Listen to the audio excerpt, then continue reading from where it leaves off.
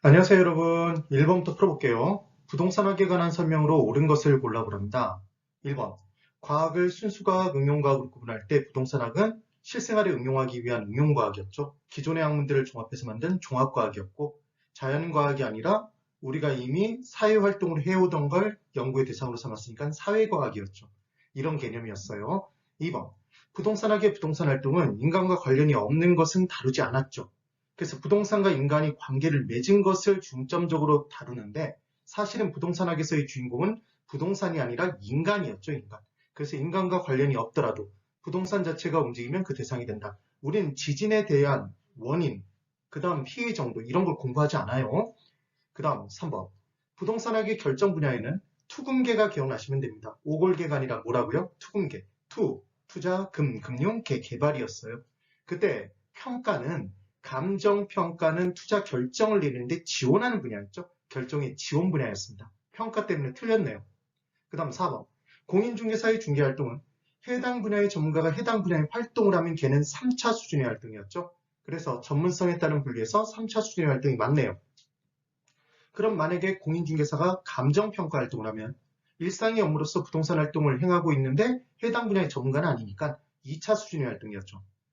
일반인이 행하면 1차 수준의 활동이었어요. 그 다음 5번. 부동산학의 일반 원칙은 안경을 쓰면 능히 볼 수 있다. 이렇게 공부를 했었죠. 그래서 능률성의 원칙은 거래 활동에 있어서 거래가 기억나시면 돼요. 거래 질서 확립이었죠. 최의 요용을 지도 원리로 삼고 있다. 틀린 거였어요. 안경을 쓰면 능히 볼 수 있다. 그래서 소유활동과 거래활동으로 쪼갰는데 이용, 개발, 관리였습니다. 우리 어떻게 기억하죠? 이발관을 소유한다 이렇게 기억해요. 이용, 개발, 관리였어요. 그래서 소유활동이었습니다. 그리고 거래활동의 능률성을 추구하는 원칙은 거래 질서 확립이었고요. 소유활동의 능률성을 추구하기 위해서는 최고 유효한 이용을 하면 되는 거였죠. 주의 꼭 해두세요. 그 다음 우리 한번 또 체크를 해보면 안은 뭐였죠? 안전성이었죠. 경은 경제성, 능은 능률성이었습니다. 당연히 안전성은 법경기 측면에서 안전성을 따져야 되고요. 그래서 1번은 옳은 것은 4번밖에 없네요. 2번, 다음 중 유량의 경제 변수는 모두 몇 개입니까? 이렇게 문제가 나왔어요. 그럼 우리 어떻게 외웠죠? 저량을 먼저 외웠죠. 저랑 결혼한 제자가 통분이 되다. 그래서 재고량이었죠. 자산, 자본, 가치, 가격, 통화량, 부채, 인구수였습니다. 주의를 꼭 해두시라고 했어요. 그 다음 유량은 유량, 새롭게 나오는 양이었죠. 수익과 비용, 신규 이런 표현이 나오면 무조건 유량이었습니다. 그럼 첫 번째 주택 재고는 제자가 통부인의 제조, 그 다음 도시인구 통부인의 인이었어요. 건물 임대료 수입이죠. 그럼 유량이네요. 신규 주택 공급량, 신규니까 얘는 유량이에요. 만약에 기존 주택 공급량이라고 나왔다면 기존 쌓여져 있는 양이니까 저량이죠. 가계의 자산, 그럼 자산은 제자가 통부인의 자였죠. 그 다음 토지 가격 가예요. 제자가의 가. 그 다음 근로자의 임금은 수입이잖아요. 그래서 유량이 됩니다. 그럼 지금 유량 몇 개죠? 3개죠.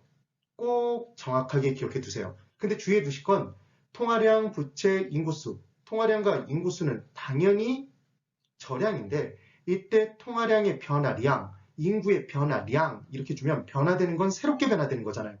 그때는 유량으로 바뀌어버린다는 걸 꼭 주의해 두세요. 나 3번. 도시공간 구조 및 입지에 관한 설명으로 틀린 것을 골라보라 합니다.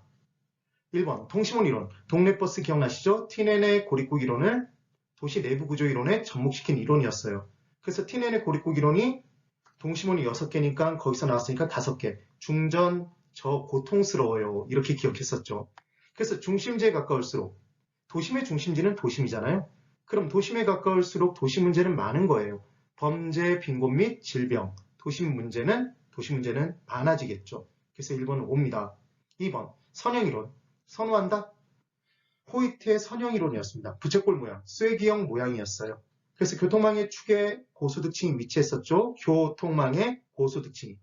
그래서 주택 구입 능력이 높은 고소득층에 주거지는 주요 간선도로 인근, 이게 교통망의 축이죠. 왜 교통망의 축에 고소득층이 위치하죠? 교통의 편리함을 누리기 위해 경향이 있다. 옵니다. 그 다음 3번.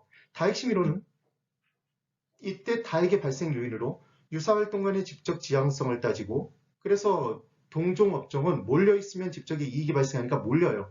그래서 해기 하나가 발생하죠. 그런데 어떠한 활동을 영위하기에 좀 더 유리한 적이 있다고 그랬어요.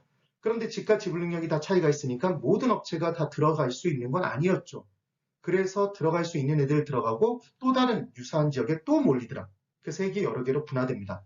그 다음 이질 업종은 서로 다른 업종이라면 이해관계가 상반되니까 흩어져서 또 몰리는 거죠. 그래서 이질 활동 간의 입지적 비양립성을 이해 상반이라고도 표현했었어요. 주의 꼭 해두세요. 다해해 해리스와 울만 외울만 했었죠. 그 다음 4번 도시공간 구조의 변화를 이야기하는 요인은 교통의 발달, 당연히 도시공간에 있어서 막대한 영향을 끼칩니다. 그런데 소득도 당연히 영향을 끼쳐요. 그래서 우리 소득이 증가하면 양평 나가서 별장 짓고 살자. 이게 기억나시면 돼요. 그래서 소득의 증가와 아무런 관계가 없다. 그 부분이 X네요. 4번이 틀린 답입니다. 그 다음 5번 피터의 공간 분배의 원리에서 몰리는 것, 흩어지는 것 각각의 점포의 유형이 달랐어요. 자파점과 세탁소는 흩어져 있어야 유리해요. 산재성 점포였습니다. 백화점과 기금속점은 종로 상가 나가면 있죠. 백화점, 명동, 한복판에 몰려있죠. 이런 것들이 뭐예요? 집심성 점포였습니다. 집재성이라고 나오면 X예요.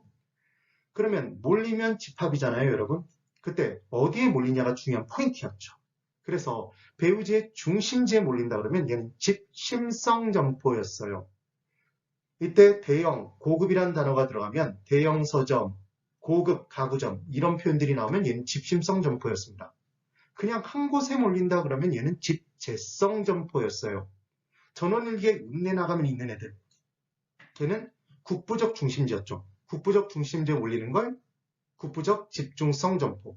흩어져 있으면 유리한 게 분산, 산재성 점포였다는 걸 꼭 기억해 두시고 이 분류는 피터의 공간 균배의 원리에서 나온 겁니다. 얼굴 크기가 넓고 크면 눈, 코, 입이 퍼지죠. 커지죠. 분산 입지. 좁고 작으면 그때는 몰려요. 집심적 입지. 기억해 두시면 됩니다. 네, 오늘 여기까지입니다. 대단히 수고 많으셨어요.